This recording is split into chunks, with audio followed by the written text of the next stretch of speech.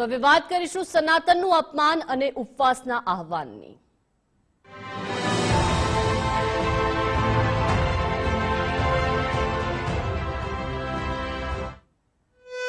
તો ગુજરાત ફર્સ્ટનું બઝર વાગી ચૂક્યું છે અને સૌથી મોટા સમાચાર મળી રહ્યા છે કે સ્વામિનારાયણના સંતના નિવેદનોનો વિરોધ વધી રહ્યો છે। મોગલધામના મહંત ચારણ ઋષિ બાપુના ઉપવાસનો આજે બીજો દિવસ છે। આવો બફાટ હિન્દુ ધર્મની પરંપરા અને સંસ્કૃતિ માટે નુકસાનકારક છે। ધર્મગુરુઓએ સંવાદ અને સહિષ્ણુતાને આગળ વધારવી જોઈએ। ભાવિકો બાપુના આંદોલનને મજબૂત સમર્થન આપી રહ્યા છે અને આજે આ ઉપવાસનો બીજો દિવસ છે અને મજબૂત સમર્થન બાપુના આંદોલનને મળી રહ્યું છે। સ્વામિનારાયણના સંતો દ્વારા જે બફાટો કરવામાં આવી રહ્યા છે, જે નિવેદનો કરવામાં આવી રહ્યા છે, તેનો વિરોધ હવે વધી રહ્યો છે।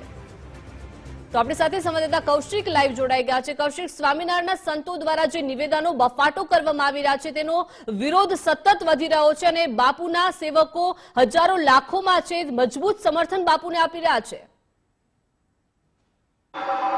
જી ચોક્કસથી સ્વામિનારાયણ મંદિરના સંતના નિવેદન બાદ મામલો વધુ ઉગ્ર બન્યો છે।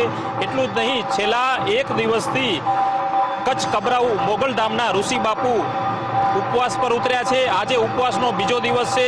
અત્યારે સીધા દ્રશ્યોમાં અત્યારે જોઈ શકાય છે કે અહીંના જે મોગલધામ છે તે મંદિરના દ્રશ્યો અત્યારે જોવા મળી રહ્યા છે અને કબરાઉ મોગલધામના ચારણ ઋષિ બાપુ અનશન પર ઉતર્યા છે। સ્વામિનારાયણ સંપ્રદાયના સાધુઓના બફાટ સામે કબરાઉ મોગલધામના ચારણ ઋષિ બાપુએ ઉગ્ર રોષ વ્યક્ત કર્યો છે। બીજા દિવસે પણ મોગલધામ ખાતે ચારણ ઋષિ બાપુએ અનશન કર્યા છે। સાથે જ મોગલધામના ચારણ ઋષિ બાપુએ દેશભરના સાધુ સંતોને ભેગા થવા માટે આહવાન કર્યું છે અને એટલું જ નહીં, અત્યારે આજે બીજા દિવસમાં અનશનનો ત્યારબાદ તડકામાં બેસીને ચારણ ઋષિ બાપુ અનશન કરશે।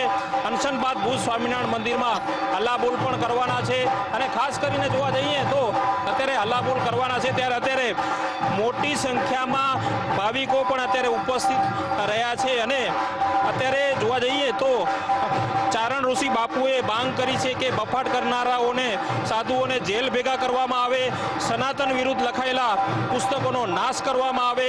ઋષિ બાપુએ કહ્યું છે કે હવે સહન નથી થતું, સાથે મળીને પાઠ ભણાવવાનો છે, ધમકીથી કોઈ ફરક પડતો નથી। 2 દિવસ મોગલધામમાં બેસશે અને 2 દિવસ બાદ સ્વામિનારાયણ ગુરુકુળમાં હલ્લાબોલ થશે।